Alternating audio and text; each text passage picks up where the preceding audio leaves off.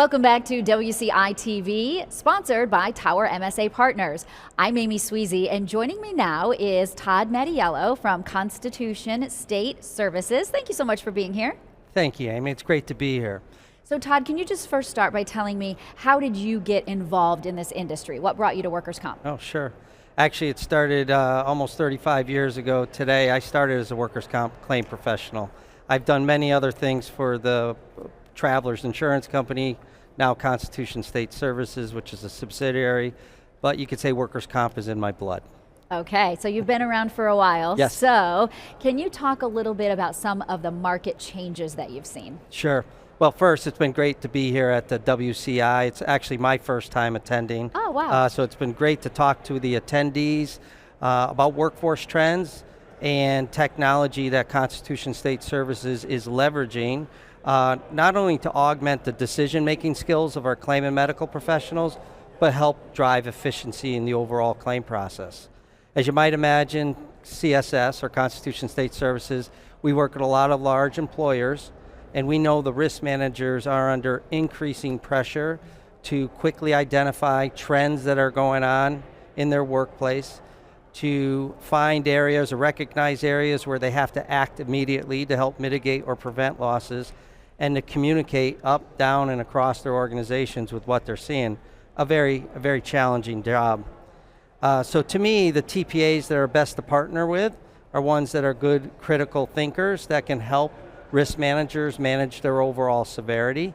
One thing we like to do is to challenge traditional thinking when it comes to severity management. As an example, a company can have many areas, and sometimes it's easy to go to the area that has the most losses in total going on. We advocate for more of an average incurred look, so each area you look at the average incurred losses and compare that to the entirety of the program.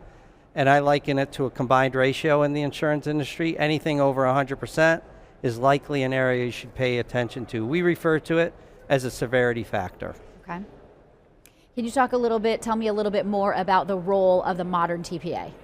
Yes, well, to me, it's what they should expect is not only a TPA that can bring the technical skills, but have claim professionals that will engage and drive the overall program to meet the customer's needs. So I'd like to think, and I'll get to it in a little bit, that CSS is one of those players. Okay.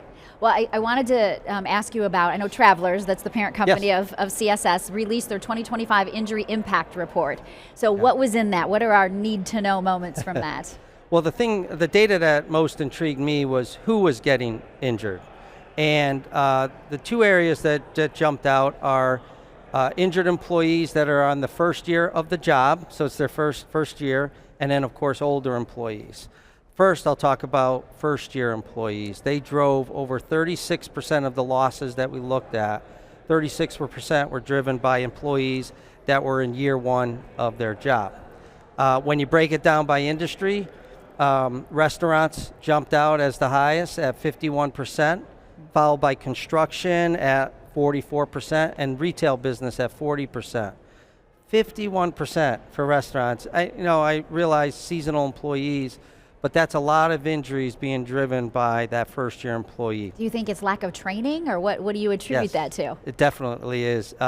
Lack of or inappropriate training, and I'll talk about what I think are some opportunities.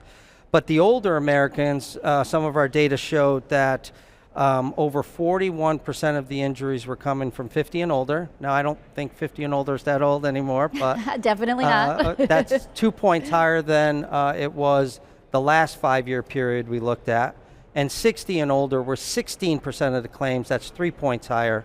So as you might imagine, longer duration of recovery for older employees drives costs. So two important factors to look at. Training, you mentioned it.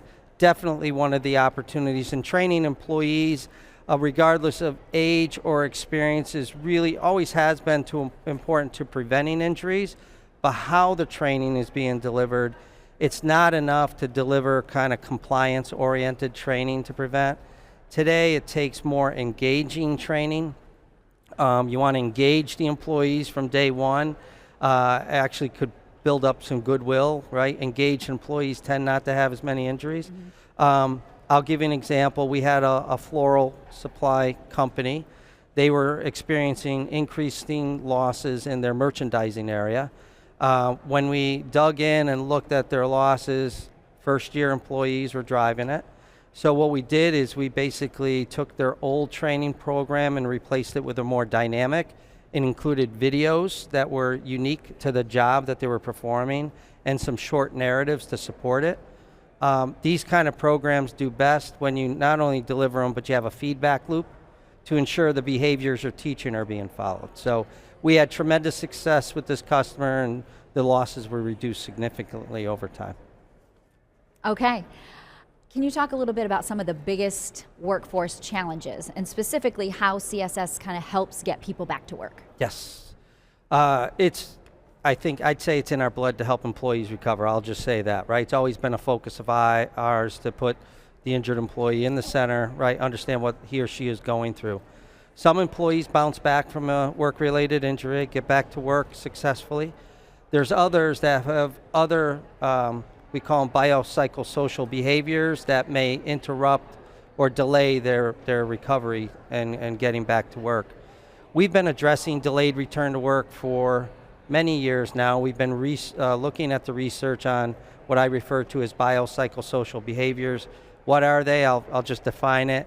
It's other factors going on in your life beside the injury that you just had. It could be fear of getting better. Could it be unrealistic expectations to getting better? It could be lack of sleep, lack of social support. These types of barriers, what we found in injured employees with losing time from work is over 40% of them reported having one or more psychosocial behaviors like this. When that in combination when the injury takes place, you have a delayed recovery, right? So we wanted to address these factors, and we have in the way we engage the employees. In fact, one of the investments we've made, we think it's kind of innovative. We've been working with a company that was focused on the group health. They're called WISA. They had this like virtual coach or virtual application where one can increase their resiliency skills, their coping skills for the things I mentioned, lack of sleep and lack of social support, but we focused it on a return to work for the injured employee. So different market, different mindset. And what we found is, so once we identify either through the claim or the medical professional that an injured employee has a psychosocial barrier presented, we will offer this application to them. And when it's adopted and utilized, we found a 20% reduction in lost time days. So wow. Pretty significant, pretty helpful, and it's all confidential, right? It's their choice whether to use it, but when they do, it's pretty engaging and helpful to the No kidding. Yeah. I want to switch topics just a little bit. Back to Travelers, of course, your parent company. They did a study recently, a brand tracking study. Yes. Focused specifically on CSS. So what did they find that kind of sets you apart? Well, thanks for bringing it up. Of I course. was hoping you would. Yeah, it was done earlier this year, and Constitution State Services, what we learned is what's really most important to finding a high-value TPA. I'd like to say we strongly aligned with their desires. First, they want somebody that they can trust. And 92% said that we deliver on what we promised, Constitution State Services. The other aspect of it was 92% said that we care about them. We care about the customer. And that, to me, rings true. I love hearing that. And both scores, 92%, were significantly above the TPA average for the industry. We outperformed on trust, we outperformed on expertise, and an overall perceived value of what we're bringing to the table. So to me, what we learned is, as a TPA, it's not enough to just provide technical expertise. You have to build strong working relationships to gain that trust. So something we're very proud of. I'd like to think it's kind of our calling card. So excited for more opportunities that lie ahead for CSS. This is your first WCI. Yes, it is. What do you think? I think it's great. What do you love about it? Well, I just, I love to talk to people about what's going on, right? So, as I mentioned, it's in my blood to have handled claims so many years ago. Many respects, some things haven't changed, but in many respects, the technology of which I was talking about has, and it's exciting to keep up with that. That's what I can get out of the conference here. All right. So. Todd Mattiello, Constitution State Services, thank you so much for being here. Thank you. Appreciate your time. Cheers. All right, you're watching WCI-TV, sponsored by Tower MSA Partners. I'm Amy Sweezy. Thanks for watching.